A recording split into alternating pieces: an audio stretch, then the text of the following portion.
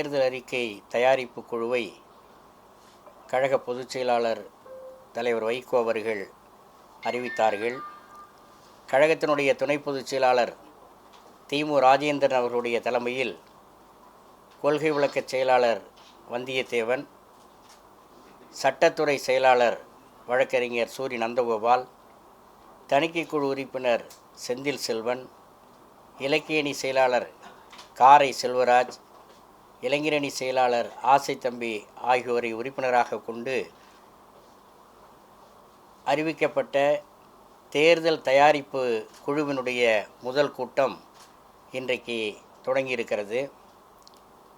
நடைபெற இருக்கிற சட்டமன்ற தேர்தலுக்கு எந்தெந்த கோரிக்கைகளை எல்லாம் தேர்தல் அறிக்கையிலே இடம்பெற செய்ய வேண்டும் என்று கலந்து ஆலோசனை செய்து பரிந்துரைகளை பெற்று முழுமையான தேர்தல் அறிக்கை தயாரிக்கப்பட்டு முழு வடிவம் கொடுக்கப்பட்டு கழகத்தினுடைய பொதுச் செயலாளர் தலைவர் வைகோ அவர்களுடைய ஒப்புதல் பெறப்பட்டு பிறகு அது வெளியிடப்படும். மறுமலர்ச்சி திராவிட முன்னேற்றக் கழகத்தை பொறுத்தவரையில் தொடர்ந்து மாநில உரிமைகளுக்காக குரல் கொடுத்து கொண்டு வருகிறது. இன்றைக்கு அறிஞர் பெருந்தகை அண்ணா அவர்களுடைய 57வது நினைவு நாள். அறிஞர் அண்ணா அவர்கள் முதலமைச்சர் பொறுப்பை ஏற்றதற்கு பிறகு அவர்கள் கூறுகிற பொழுது திராவிட நாடு கேட்டதற்கான காரணங்கள் உயிரோடு இருக்கின்றன. திராவிட நாடு கோரிக்கையை நாங்கள் கைவிட்டு விட்டோம், ஆனால் அதற்கான காரணங்கள் உயிரோடு இருக்கின்றன என்று சொன்னதை அண்ணா அவர்களுடைய நினைவு நாளில் இந்த நேரத்திலே நாங்கள் நினைவு கூற கடமைப்பட்டிருக்கிறோம். ஏனென்றால் மாநில சுயாட்சி என்கிற ஒரு தத்துவத்திற்கு முதல் குரல் எழுந்தது தமிழ்நாட்டிலே தான். மாநில உரிமைகளை பாதுகாக்க வேண்டும் என்கிற குரலுக்காக அறிஞர் அண்ணா அவர்களுடைய வழியில் முத்தமிழறிஞர் தலைவர் கலைஞர் அவர்கள் 1974 ஏப்ரல் 16ஆம் நாள் தமிழ்நாடு சட்டமன்றத்தில் இந்தியாவிலேயே முதல் முறையாக மாநில சுயாட்சி தீர்மானத்தை நிறைவேற்றி காட்டி இன்றைக்கு இந்தியாவினுடைய பல மாநிலங்களில் பஞ்சாபிலே அந்த குரல் எதிரொலித்தது, காஷ்மீரிலே எதிரொலித்தது, மேற்கு வங்காளத்திலே எதிரொலித்தது. ஏன் இன்றைக்கு கூட மாநில உரிமைகளுக்காக பல மாநிலங்களில் குரல் கொடுத்து கொண்டிருக்கிறார்கள் என்று சொன்னால் அதை தொடங்கி வைத்தது தமிழ்நாடு, தொடங்கி வைத்தவர் தலைவர் கலைஞர் அவர்கள். எனவே நாங்கள் மறுமலர்ச்சி திராவிட முன்னேற்றக் கழகத்தின் சார்பில் தயாரிக்கப்படுகிற தேர்தல் அறிக்கையில் மாநில உரிமைகளுக்கான முக்கியத்துவம் வழங்கப்பட வேண்டும் என்று மாநில உரிமைகளுக்கான குரலாக எங்கள் தேர்தல் அறிக்கை இருக்கும். ஏனென்றால் கடந்த 12 ஆண்டுகளாக ஒன்றியத்தை ஆட்சி செய்து வரக்கூடிய பாரதிய ஜனதா தலைமையிலான அரசு முழுக்க முழுக்க மாநில உரிமைகளை தொடர்ந்து பறித்து வருகிறது. 1956 மொழி மாநிலங்கள் பிரிக்கப்பட்ட நேரத்தில் ஆர்எஸ்எஸ்னுடைய தலைவராக இருந்த குருஜி கோல்வார்க்கர் மாநிலங்களே இருக்கக்கூடாது என்று கடுமையான எதிர்ப்பை பதிவு செய்தார். மொழி வழியாக மாநிலங்களை பிரிப்பது என்பது இந்திராஷ்டிர கோட்பாட்டுக்கு எதிரானது என்று சொல்லி ஆர்எஸ்எஸ் அன்றைக்கு கடுமையாக எதிர்த்தது. இந்த 12 ஆண்டு கால மோடி தலைமையிலான அரசு ஆர்எஸ்எஸ் வழியிலே நடைபெறுகிற காரணத்தினால் மொழி மாநிலங்கள் தனித்தனி தேசிய இனங்களுக்கு பிரதிநிதித்துவப்படுத்தக்கூடிய மாநிலங்களை நசுக்கி மாநிலங்களினுடைய உரிமைகளை பறித்து ஒரு பஞ்சாயத்து அளவுக்கு மாநில உரிமைகளை பறித்து எடுத்துவிட்டது. அது கல்வி உரிமையாக இருந்தாலும் சரி, சுகாதாரத்துக்கான உரிமையாக இருந்தாலும் சரி, வரி உரிமையாக இருந்தாலும் சரி, தமிழ்நாட்டின் திட்டங்களுக்கான நிதி ஒதுக்கீடாக இருந்தாலும் சரி, எல்லாவற்றிலும் மாநிலங்கள் வஞ்சிக்கப்படுகின்றன. குறிப்பாக தமிழ்நாடு எல்லா வகையிலும் கடந்த 10 ஆண்டுகளுக்கு மேலாக வஞ்சிக்கப்படுகிறது. 16வது நிதிக்குழுவில் 41 விழுக்காடு மாநிலங்களுக்கு நிதி ஒதுக்கீடு செய்யப்படும் என்று அவர்கள் பரிந்துரை கொடுத்ததை இன்னும் 5 ஆண்டு காலத்துக்கு நாங்கள் செயற்படுத்துவோம் என்று நிதியமைச்சர் அவர்கள் நேற்று முன்தினம் தாக்கல் செய்த பட்ஜெட்டிலே அறிவித்திருக்கிறார். ஆனால் தமிழ்நாட்டினுடைய முதலமைச்சர் தளபதி ஸ்டாலின் அவர்கள் மாநிலங்களுக்கான நிதி பகிர்வை 50 விழுக்காடாக உயர்த்த வேண்டும் என்று தொடர்ந்து குரல் கொடுத்து கொண்டிருக்கிறார். ஆனால் தமிழ்நாடு மிக சொற்பமான நிதியைத்தான் பெற்றுக்கொண்டு வந்திருக்கிறது. நிதிநிலை அறிக்கையிலே தமிழ்நாடு புறக்கணிக்கப்பட்டிருக்கிறது. அதைப்போல மும்மொழி கொள்கையை நடைமுறைப்படுத்தினால்தான் உங்களுக்கு நிதி தரப்படும் என்று ஒரு கூட்டாட்சி தத்துவத்தையே மீறுகிற அளவுக்கு, அரசியல் சாசனத்தையே காலில் போட்டு மிதிக்கக்கூடிய அளவுக்கு ஒன்றிய அரசாங்கத்தினுடைய கல்வி அமைச்சர் தர்மேந்திர பிரதான் தொடர்ந்து சொல்லி கொண்டு வருகிறார். நமக்கு வழங்கக்கூடிய அனைவருக்கும் கல்விக்கான நிதியே 3000 கோடிக்கு மேல் மத்திய அரசு தராமல் வஞ்சிக்கின்றது. அதைப்போல பேரிடர் நிவாரண நிதி கேட்டோம், ஒரு பைசா கூட அறிவிக்கவில்லை. தமிழ்நாட்டினுடைய திட்டங்கள் எதற்கும் போதுமான நிதி ஒதுக்கப்படவில்லை. நீட் தேர்வால் எந்த அளவுக்கு பாதிக்கப்பட்டிருக்கிறது தமிழ்நாடு என்பதை நாம் தொடர்ந்து பார்த்து கொண்டிருக்கிறோம். தொடர்ந்து அதை எதிர்த்து திரும்ப பெறுவதற்கு தீர்மானங்கள் போட்டு கொண்டிருக்கிறோம். ஆனால் அதை ஒன்றிய அரசு ஏற்றுக்கொள்ளவில்லை. ஆளுநரை வைத்துக்கொண்டு ஒரு இரட்டை ஆட்சியை நடத்தக்கூடிய அளவுக்கு முழு அதிகாரத்தையும் ராஜ்பவனத்திற்கு மடைமாற்றம் செய்து இன்னொரு பேரலல் கவர்மெண்ட் நடத்தி கொண்டிருக்கிறது ஒன்றிய அரசு. எனவே தான் நம்முடைய முதலமைச்சர் அவர்கள் கடந்த கூட்டத்தொடர் தொடங்குகிற நேரத்திலே நம்முடைய தமிழ்நாட்டினுடைய ஆளுநர் அவர்கள் வெளிநடப்பு செய்த நேரத்தில் ஒரு அருமையான தீர்மானத்தை சட்டமன்றத்திலே கொண்டு வந்திருக்கிறார்கள். இனி சட்டமன்ற கூட்டத்தொடர் தொடங்குகிற பொழுது ஆளுநர் உரையே தேவையில்லை என்ற கருத்தை நாங்கள் முன்வைப்போம். இந்த கருத்தை ஏற்றுக்கொள்ளக்கூடிய மாநில கட்சிகளுடைய கலந்தாய்வு கூட்டத்தை நடத்தி இதை நாங்கள் டெல்லியில் இந்த பிரச்சனையை எழுப்புவோம் என்று கூறியிருக்கிறார். நாங்கள் கூட்டிய 23ஆம் தேதி கூட்டிய மாவட்ட செயலாளர் கூட்டத்தில் எங்கள் அருமை தலைவர் கழகத்தினுடைய பொதுச் செயலாளர் வைகோ அவர்கள் ஒரு கருத்தை ஆழமாக சொல்லியிருக்கிறார்கள். 1953ஆம் ஆண்டு பேரறிஞர் அண்ணா அவர்கள் ஆளுநர் பதவியே கூடாது என்று திராவிட முன்னேற்றக் கழகத்தின் சார்பு நிறைவேற்றப்பட்ட தீர்மானத்தை சுட்டிக்காட்டி ஆளுநர் பதவியே தேவையில்லை என்கிற கருத்தை முன்வைக்க வேண்டும் என்று சொல்லி மாவட்ட செயலாளர் கூட்டத்திலே தீர்மானம் நிறைவேற்றப்பட்டிருக்கிறது. எனவே அது குறித்தும் எங்களுடைய தேர்தல் அறிக்கையிலே இடம்பெறும். பல நதிநீர் பிரச்சனைகள் இன்றைக்கு கூட நேற்றைக்கு உச்சநீதிமன்றத்தில் தென்பெண்ணை ஆற்று நதிநீர் உரிமை சம்பந்தப்பட்ட பிரச்சனையில் நடுவர் மன்றம் அமைக்கப்பட வேண்டும் என்று நீதிமன்றம் உத்தரவிட்டிருக்கிறது. எனவே அண்டை மாநிலங்களோடு பிரச்சனைகள் வருகிற நேரத்தில் மேகதாது அணை பிரச்சனையாக இருந்தாலும் சரி, முல்லை பெரியாறு அணை பிரச்சனையாக இருந்தாலும் சரி, காவிரி பிரச்சனையாக இருந்தாலும் சரி, தென்பெண்ணை ஆற்று நதிநீர் பிரச்சனையாக இருந்தாலும் சரி, நடுவர் மன்றம் அமைக்கப்பட்டு நடுவர் மன்றத்தினுடைய தீர்ப்பை நடைமுறைப்படுத்துகின்ற அதிகாரத்தை வழங்க வேண்டும். எனவே அதுவும் எங்களுடைய தேர்தல் அறிக்கையிலே இடம்பெற இருக்கிறது. அதைப்போல திராவிட இயக்கத்தினுடைய நீண்டகால கோரிக்கைகளான சமூக நீதி, மொழி உரிமை, மாநில சுயாட்சி, இவற்றோடு சுற்றுச்சூழல் பிரச்சனைகள் முக்கியமாக அதில் இடம்பெற இருக்கிறது. எனவே தமிழ்நாட்டினுடைய நலனுக்காக, இன்னும் குறிப்பாக சொல்லப்போனால் நீதிமன்றங்கள், கிராமப்புற கோவில்கள், அதைப்போல அது இந்து ஆலயங்களாக இருந்தாலும் சரி, கிறித்துவ தேவாலயங்கள் அல்லது இஸ்லாமியர்களுடைய நிகழ்ச்சியாக இருந்தாலும் 10 மணிக்குள் முடிக்க வேண்டும் என்று உத்தரவிட்டிருக்கிறது. கிராமப்புறங்களிலே நள்ளிரவு வரையிலே விழாக்கள் நடப்பது என்பது இயல்பானது. விடிய நடத்துவார்கள். ஆனால் அதற்கு நேரம் காலம் என்று நிர்ணயம் செய்வது என்பது கிராமப்புற மக்களினுடைய நீண்டகால அவருடைய மரபு வழியாக நடந்து கொண்டிருக்கக்கூடிய கொண்டாட்டங்களிலே சிறு தொய்வை ஏற்படுத்தும். அந்த அதிருப்தி கிராமப்புறங்களிலே இருக்கிறது. அதையும் நாங்கள் தேர்தல் அறிக்கையில் இடம்பெற செய்வோம். அதைப்போல் உள்ளாட்சி தேர்தல் நடைகிற நேரத்தில் மக்கள் தொகை அடிப்படையிலே பிரிக்கின்ற நேரத்திலே, தொகுதி வரையறை செய்கிற நேரத்திலே பல கோளாறுகள் இருக்கின்றன. அவற்றையெல்லாம் நிவர்த்தி செய்ய வேண்டும் என்று எங்களுடைய பரிந்துரையை தேர்தல் அறிக்கையிலே தர இருக்கிறோம். ஆக மொத்தத்தில் தமிழ்நாட்டினுடைய நலனுக்காக 32 ஆண்டு காலம் ஓயாத கடல் அலை போல் உழைத்து கொண்டிருக்கிற எங்கள் ஆருயிர் தலைவர் வைகோ அவர்கள் வழிகாட்டுதலோடு தமிழ்நாட்டினுடைய தேவைகளுக்காக, திட்டங்களுக்காக, உரிமைகளுக்காக எங்களுடைய தேர்தல் அறிக்கை ஒரு கலங்கரை விளக்கமாக அமையும்.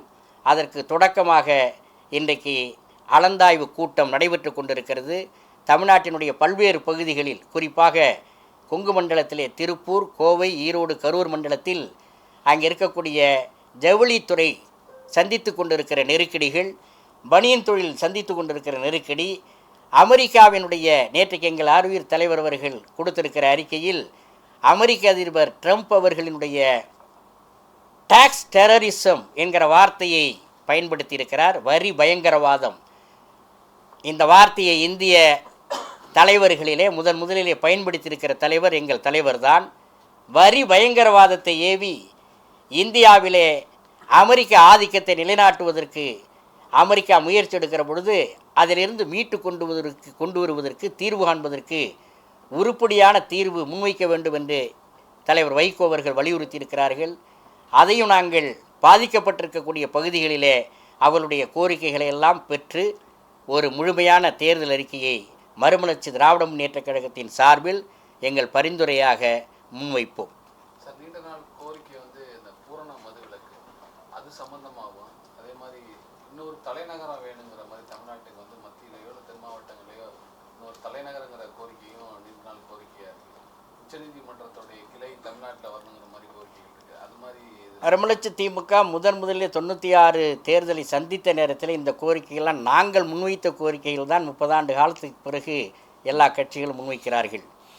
உச்சநீதிமன்றத்தினுடைய கிளையை சென்னையிலே நிறுவ வேண்டும் என்றும் திருச்சியை 2வது தலைநகராக அமைக்க வேண்டும் என்று 1996 தேர்தல் அறிக்கையில், சட்டமன்ற தேர்தல் அறிக்கையில் எங்கள் தலைவர் வைகோ அவர்கள் அந்த கோரிக்கை வலியுறுத்தினார்கள்.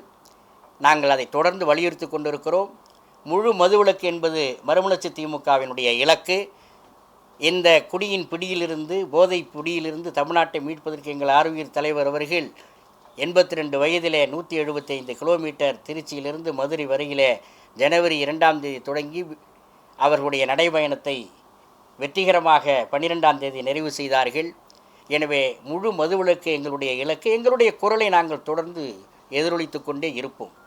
மேலவை கொங்கு மண்டலத்தில் திருப்பூர் உள்ளிட்ட பகுதியில், அது மட்டும் இல்லாமல் தமிழகம் முழுவதுமே இந்த வடமாநில தொழிலாளர்களுடைய பிரச்சனை அதிகரிச்சிருக்கு. அதில் அதிகமாக பாதிக்கப்பட்டது திருப்பூர், கொங்கு மண்டலம் எல்லாம் ஏன்னா அதிக பேர் வந்தனால அங்கே இருக்கக்கூடிய மக்களுடைய வாழ்வாதாரமே முழுமையாக பாதிக்கப்பட்டு தொழிலாளர்கள் யாரும் இல்லாத ஒரு சூழ்நிலை இருக்கும். இதனை கட்டுப்படுத்துவதற்கு, ஒரு நடைமுறைப்படுத்துவதற்கு தேர்தல் அறிக்கையில் இடம்பெறுவதற்கு எதனா இல்லை, நாங்கள் கடந்த நாடாளுமன்ற தேர்தல் அறிக்கையிலே கூட அதை நாங்கள் குறிப்பிட்டிருந்தோம்.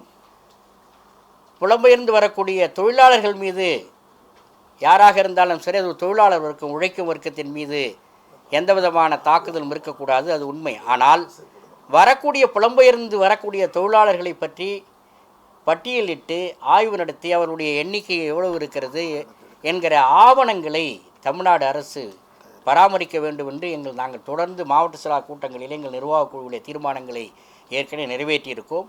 அதையும் இந்த நேரத்திலே நாங்கள் தேர்தல் அறிக்கையில் இடம்பெற செய்வோம். சட்ட ஒழுங்கு பிரச்சனையை எதிர்கட்சி என்றாலே சட்டம் ஒழுங்கு பற்றி பேசிக்கொண்டு தான் இருப்பார்கள். சீராக இருக்கிறது என்று நான் அதற்கு சட்டம் ஒழுங்கு பிரச்சனையை பொறுத்தவரையில் எந்த அரசு வந்தாலும் சரி, எதிர்கட்சியாக இருக்கக்கூடியவர்கள் சட்ட ஒழுங்கு பிரச்சனையை ஏற்படுத்தி கொண்டு தான் இருப்பார்கள். ஆனால் அங்கொன்றும் இங்கொன்றுமாக நடக்கின்ற சம்பவங்கள் அனைத்தையும் அதற்கென்று இருக்கக்கூடிய காவல்துறை தொடர்ந்து கண்காணிக்கிறது. அவர்களுடைய அதிகாரத்துக்குள் போட்டு நடவடிக்கைகள் எடுத்துக்கொண்டு தான் இருக்கிறார்கள். திமுக அரசு 100% வாக்குறுதி நிறைவேற்றுச்சு நம்புறீங்களா? அவர்களே சொல்லியிருக்கிறார், தொடர்ந்து நிறைவேற்றி கொண்டு இருக்கிறோம், கிட்டத்தட்ட 90% நிறைவேற்றி இருக்கிறோம் என்று அவர்களே சொல்லியிருக்கிறார்கள். மிச்சம் இருப்பதை நிறைவேற்றுவதற்கான தடை என்பது நிதி ஒரு தடை. மத்திய அரசாங்கம் ஓரவஞ்சனையாக பார்க்கிறது. நேற்றைக்கு முன்தினம் தாக்கல் செய்யப்பட்டிருக்கிற நிதிநிலை அறிக்கையில் உத்தரப்பிரதேசத்துக்கு கிட்டத்தட்ட 1,19,000 கோடி நிதி ஒதுக்கீடு செய்திருக்கிறார்கள். தமிழ்நாட்டுக்கு வெறும் 65,000 கோடி. தமிழ்நாடு வளர்ச்சி பெற்ற மாநிலம், மக்கள் தொகையை கட்டுக்குள் வைத்திருக்கிறது. எல்லா துறைகளிலும் ஒன்றிய அரசாங்கத்தினுடைய நிதி ஆயோக் அவர்களுடைய ஆய்வின்படி எல்லா துறைகளிலும் தமிழ்நாடு இன்றைக்கு முன்னணியில் இருக்கிறது. அவர்கள் கொடுத்திருக்கிற புள்ளி விவரம். ஆனால் இவர்கள் நிதி ஒதுக்கீடு செய்கிற பொழுது இவர்கள் எடுத்திருக்கிற அளவீடு, இவர்கள் தயாரித்திருக்கிற கிரைட்டீரியா, அதை வைத்து நிதி ஒதுக்கீடு செய்கிற போது மிக அளவு பாரபட்சத்தை காட்டுகிறார்கள். எனவே மத்திய அரசாங்கத்தினுடைய நிதி தடையின் காரணமாக திமுக அரசு கொடுத்திருக்கின்ற வாக்குறுதிகள் சிலவற்றை நிறைவேற்ற முடியாதது காரணம் ஒன்றிய அரசு தான். அதிமுக பாஜக கூட்டணி ஆட்சி அமைந்தால் தமிழகத்துக்கு தேவையான நிதிகள் மத்திய அரசு கொடுப்பாங்க, அதிகமா வரும் அப்படின்னு சொல்லிட்டு பாஜக தலைவர் சொல்றாங்க. அவர் சொல்வதே வந்து அதிமுக பாஜக கூட்டணி அப்படின்னு சொல்றாங்க. அதாவது திராவிட முன்னேற்ற கழக அரசு அண்ணன் தளபதி அவர்கள் தலைமையில் 2021 மே மாதம் அமைந்தது. அதற்கு முன்பு அதிமுக அரசு இருந்த நேரத்தில் 10 ஆண்டு காலம் அதிமுக அரசு இருந்தது. 2014ஆம் ஆண்டு நரேந்திர மோடி தலைமையிலான அரசு அமைந்தது. ஆனால் அதிலிருந்து 2021 வரையிலே அதிமுக அரசு பதவியில் இருந்த நேரத்தில், அது அம்மையார் ஜெயலலிதா அவர்கள் இருந்த போதும் சரி, அதற்கு பிறகு எடப்பாடி இருந்த போதும் சரி, மத்திய அரசுக்கு இவர்கள் கேட்ட பேரிடர் நிவாரண நிதியை ஒழுங்காக கொடுத்தார்களா? இவர்கள் ஆதரவு கொடுத்துதான் இவர்களுடைய ஆதரவோடு மத்திய அரசோடு இணக்கமாக போகிறோம் என்று கூட எடப்பாடி கடந்த காலத்தில் சொன்னார். இணக்கமான போனதற்கு பிறகு கடந்த கால புயல்கள் வீசிய நேரத்தில் அந்த புயல் நிவாரண நிதி கேட்டார்களே, கொடுத்தார்களா? கேட்ட தொகையிலே வெறும் 4 விழுக்காடு தான் ஒன்றிய அரசு ஒதுக்கியது. அதை நாம் மனதில் கொள்ள வேண்டும். எனவே இரட்டை இன்ஜின் என்று சொல்லுவதோ, மத்திய அரசாங்கமும் மாநில அரசாங்கமும் ஒரே ஆட்சி இருந்தால்தான் நிதி பங்கீட்டிலே இருந்தாலும் சரி, திட்டங்களை ஒதுக்கீடு செய்வதாக இருந்தாலும் அது சரியாக இருக்கும் என்று ஒன்றிய அரசு சொல்வது என்பது அடிப்படை கூட்டாட்சி ஜனநாயகத்துக்கு எதிரானது, அரசியல் சாசனத்துக்கு எதிரானது. சட்டமன்ற தேர்தல் நடைபெறும் போது வழக்கமாக மத்திய பட்ஜெட் வந்துச்சுன்னா கூடுதல் நிதியை கொடுப்பாங்க அந்தந்த மாநிலங்களுக்கு. இப்போ பீகார் தேர்தல் வரும்போது பீகாருக்கு அதிக நிதி ஒதுக்குனாங்க, மகாராஷ்டிராவுக்கு வந்து அதிக நிதி ஒதுக்குனாங்க. இது மாதிரி உதாரணம் வரிசையாக பார்க்கலாம். தமிழ்நாட்டுக்கு அது மாதிரி ஒரு சூழல் கூட இல்லை. பீகாரிலேயும் மராட்டியத்திலேயும் பீகார், மராட்டியம், ஹரியானாவில் ஆட்சிக்கு வந்து விடுவோம் என்கிற நம்பிக்கை அவர்கள் இருந்தது. அதனாலே அவர்கள் நிதி ஒதுக்கீடு செய்தார்கள். தமிழ்நாட்டிலே என்ன செய்தாலும் இங்கே முடியாது என்று அவர்களுக்கு நன்றாக தெரியும். எனவே அதற்காக விட்டுவிட்டார்கள். கூட்டணி பேச்சுவார்த்தை எப்படி போயிட்டு இருக்கு? தேசிய ஜனநாயக கூட்டணி அறிவிச்சு ஒரு மாசம் ஆரம்பிச்சிட்டாங்க, இன்னும் சுலக்கமா இருக்கா? இல்லை, திராவிட முன்னேற்ற கழக தலைமையில் அவர்கள் பேச்சுவார்த்தை குழு அமைத்தவுடன் 3 மணி நேரத்திலே நாங்கள் குழு அமைப்போம் என்று நேற்றைக்கு கோவையிலே எங்கள் தலைவர் அவர்கள் அறிவித்திருக்கிறார்கள். எனவே பேச்சுவார்த்தை உரிய காலத்திலே திமுக அழைக்கின்ற நேரத்தில் துவக்கம். அது பேச்சுவார்த்தை தொடங்கும் போது தெரியும். எல்லாருடைய விருப்பம் இருக்கும், விருப்பம் இல்லாமல் எப்படி இருக்கும். ஆனால் பேச்சுவார்த்தை நடக்கிற பொழுதுதான் அது குறித்தெல்லாம் உங்களை அழைத்து சொல்லுவோம். இல்லை, எங்கள் தலைவர் அதற்கு உரிய பதிலை வழங்கிவிட்டார்கள். நான் ஏற்கனவே சொல்லிட்டேன். எல்லாம் மக்கள் பிரச்சனை தீர்க்கிறது குழு அமைச்சு வாக்குறுதி தொண்டர்களுடைய கோரிக்கை அனைத்து தொகுதியிலுமே வந்து இப்போ தனி சின்னத்துல தான் போட்டிடணும், மதிமுக சின்னத்துல தான் போட்டிடணுங்கிற ஒரு கோரிக்கை வந்து தொண்டர்கள்ட்ட இருக்கு. அந்த தொண்டர்களுடைய கோரிக்கை அது கடந்த நாடாளுமன்ற தேர்தலில் நிறைவேற்றி இருக்கிறோம்.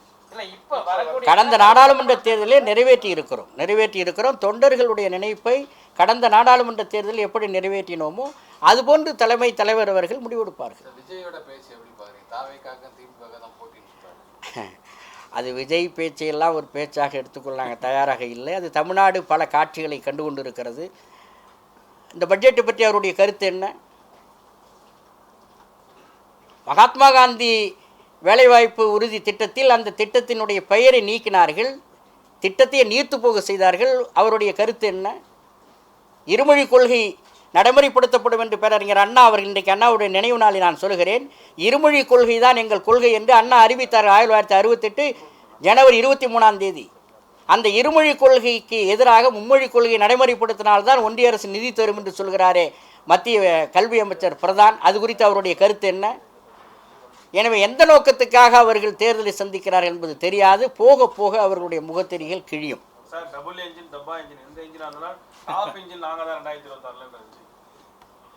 நான் ஏற்கனவே சொல்லிவிட்டேன், அதற்கெல்லாம் நாங்கள் பதில் சொல்ல தயாராக இல்லை. ஏதாவது அரசியல் கருத்துக்களை பேசினால் சொல்லலாம்.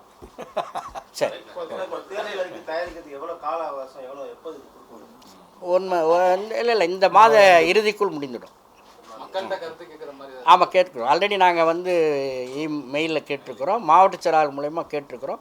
தேவைப்பட்டால் அந்த பகுதிக்கு போய் நேரடியாக கலாய்வு செய்து அறிக்கையில் சேர்க்க வேண்டியது சேர்ப்போம்.